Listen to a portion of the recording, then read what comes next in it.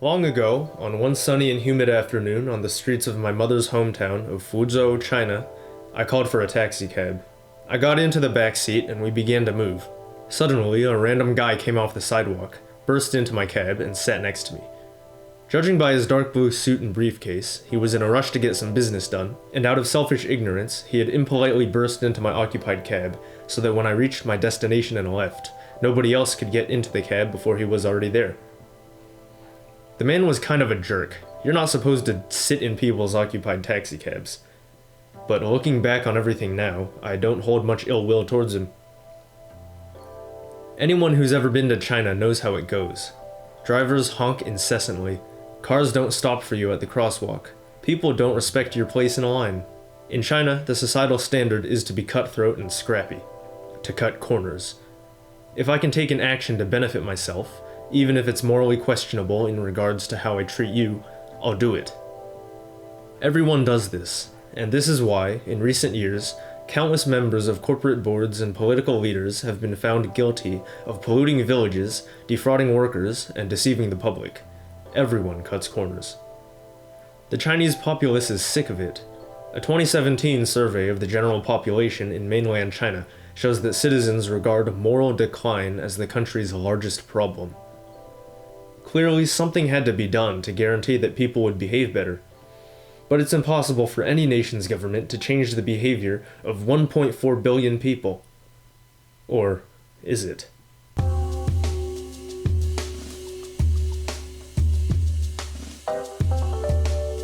They used a social credit system. That's how they did it. The State Council of the People's Republic of China unveiled development plans for the social credit system in 2014. Work is slated to be finished this year, 2020. Therefore, it's important to be informed on this topic because very soon, it will affect all of us in ways we never considered. Before we get started, you should know that this is an incredibly complex topic. I've had to make omissions from details of the philosophies, the studies, the histories, all of that, in order to bring you just the key facts and fit it all within 15 minutes. I encourage you to take a deeper look at some of this stuff on your own. It's really interesting. Now that that's out of the way, let's move on. The term social credit system refers to the Chinese Communist Party's widespread implementation of advanced technology and surveillance, which seeks to assign numerical scores to citizens based on their behavior. This score is updated as a citizen goes throughout their daily life. It can be raised by performing good actions, like donating to charity and repaying loans quickly, or lowered by performing bad actions, like jaywalking or spreading rumors. People with higher scores are praised and rewarded with opportunities and benefits, while people with lower scores are punished and shamed. The benefits of this system for the government are twofold. First, the system will shape the nation into a more virtuous and just society. And second, it'll boost the domestic economy. Over 1 billion citizens have no credit record. A national credit system would allow these folks to build credit, invest, and take out loans. To make it all happen, the government has struck up relationships with private sector tech giants for the purposes of sharing information and working together to improve facial recognition and machine learning technologies. Be aware that, for now, the term social credit system does not refer to a single unified system. Rather, there are many social credit systems managed by different levels of government across the nation. They are currently carrying out social credit test runs. The government even allowed 8 major Chinese companies, including e-commerce titan Alibaba and massive internet conglomerate Tencent, to run their own social credit systems, using their own stores of user data. The social credit system has its roots in ancient Chinese ethical philosophies dating back to the 5th century BC. The two most relevant are legalism and Confucianism. Legalists believed that fear was the greatest motivator and that a ruler could keep peace by intensely monitoring everyone and dealing strict punishments to those who stepped out of line. Confucianists believed that the government ought to instruct the people on how to act. They preached obedience to authority, filial piety, respect, and personal morality. The social credit system draws inspiration and guidance from both views. In keeping with the legalist tradition, the social credit system involves use of extensive surveillance and harsh punishments to maintain order. And appearing to follow true imperial Confucian ideals, the government uses the system to morally instruct its citizens. Though the social credit system is a modern implementation, the CCP has entertained similar ideas for decades. As far back as 1957, Qian Xuesen, nicknamed the father of Chinese rocketry, proposed that automated social management be put to use.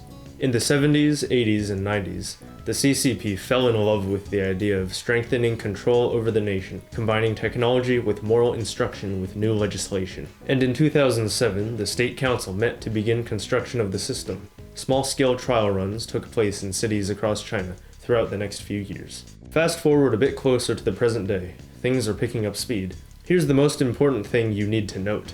In early 2018, everything started to come together when the National Internet Finance Association of the People's Bank of China established Baihang Credit, the first unified national social credit organization. This is a big step towards completion. Now it's 2020. Work is not yet complete according to official government reports, but they appear to be on track, and they still have half a year to go. Now it's time to consider the ethics of this whole ordeal. We can divide the ethical viewpoints of the masses into two camps: outside China and inside China. Generally, but not always, people who fall into either of these two groups share viewpoints because they view the issues from a similar background. We'll start by examining the perspectives of people from outside China. The Chinese social credit system is almost unequivocally condemned by journalists from outside the country for many different reasons.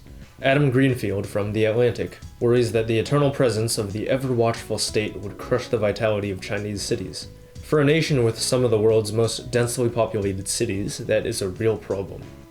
Megan Palin from New York Post compares the system to an episode of Black Mirror, noting that the 200 million security cameras operational across China will triple in number within a year and a half. The article was written 2 years ago. According to the briefing of a late 2016 issue of The Economist, the government gets to pick and choose favorites. Citizens who defy the government can be prevented from buying transportation or buying and selling property. Meanwhile, people favored by the government receive money and better health insurance. Most alarmingly, the government leaves the definition of untrustworthy behavior very vague, leaving lots of room to punish anyone whose point of view appears dangerous with the excuse that it's untrustworthy behavior. Vrinda Vinayak from the Oxford Human Rights Hub believes that China's social credit system is a disastrous violation of individual liberties. China's constitution supposedly protects privacy of correspondence, but the final national level SCS would publish all citizens' scores, names, and companies online, and warn everyone if there were untrustworthy individuals within 500 meters of their location. There goes your right to privacy. And because the current social credit systems all outline vague guidelines and enforce different punishments, their definitions of justice are confusing and ambiguous. There goes your right to a fair trial. Apparently, the Chinese government is able to skirt past these human rights due to Article 54, which states that citizens ought to safeguard the security, honor, and interests of the motherland. Basically, if you refuse to comply with the social credit system, you are violating Article 54 and will be punished. In the ACM's student-oriented publication, Crossroads, Andrzej Markzewski reminds us that the SCS has numerical scores, points to earn and lose, and fellow players to compete against, which all sounds like a manipulative, nationwide game. Games can be ethically problematic because games are a powerful tool for forcibly modifying people's behavior. By following an ethical framework for gamified systems and inspecting the social credit system through it, he arrives at the conclusion that the Chinese social credit system is a heavily gamified system, and an unethical one at that. Xin Ran, a British-Chinese author and journalist, recalls that when Chairman Mao was leader of the CCP, he had set up a personal political file on every citizen. But high-ranking government officials took advantage, secretly adding false and damaging information in on the files of those they hated. Shinran's mother has told her that countless people vanished without a trace, punished according to the political file. In the modern social credit system, there is no evidence that people will be allowed exemption, or that people will be above the law. On paper, that is. In practice, the potential for high-ranking officials to covertly obtain exemption and engage in harmful, unlawful behavior is very real.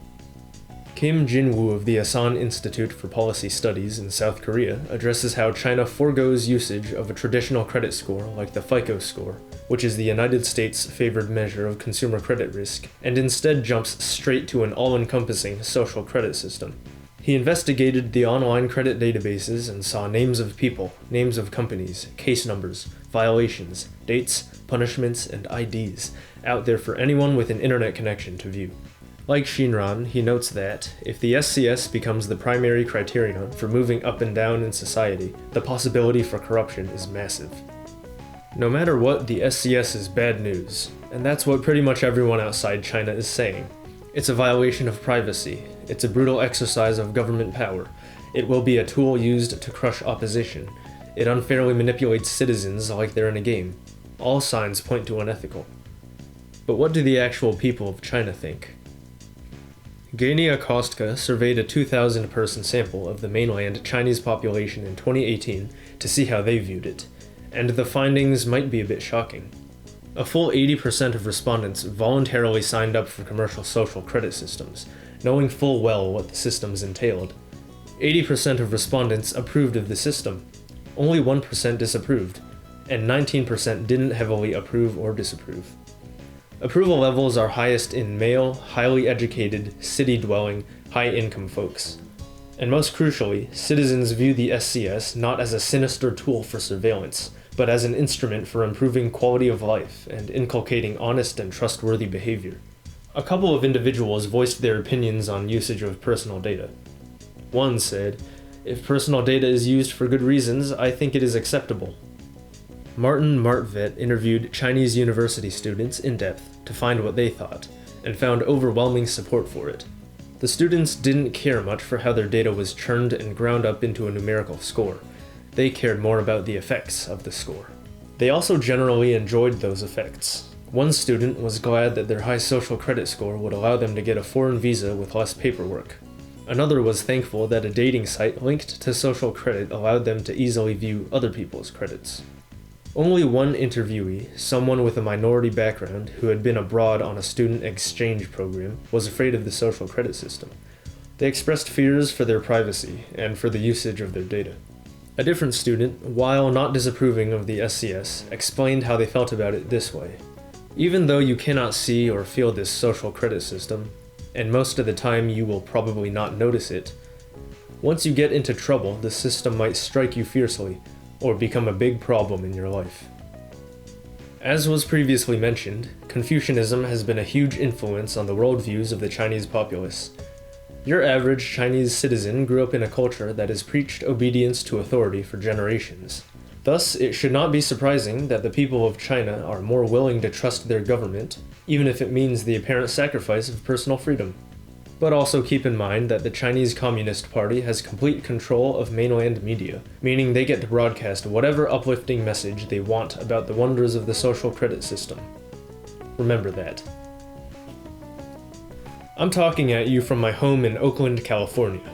6,000 miles away, on the other side of the Pacific Ocean, the Chinese government continues to put together their national social credit system. But don't think for a second that what's going on over there won't affect you here. An acquaintance of my mother's brought several guests to one of her church fellowship gatherings. These guests were young Chinese men and women, not much older than you or I. One of them told a story for everyone about how he had attempted to bring a lawsuit against a government bank, which he claimed had cheated him out of some money. He purchased a train ticket for the provincial capital online, using credit linked to his personal ID. On the day it was time to leave, he received a phone call from a government security department. "You are not permitted to leave your home. Even if you arrive at the train station, you will not be allowed on board." And thus, he wasn't able to make it to the provincial capital. He gave up.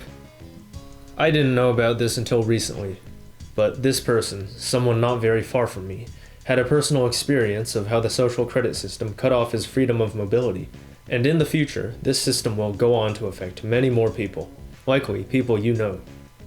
Remember, this is the year the system is supposed to be finished and implemented nationwide. I hope you stay aware of it all. I've done all I can to inform you about it a little bit and provide viewpoints on it from multiple angles, but the future is in your hands. Thanks for listening.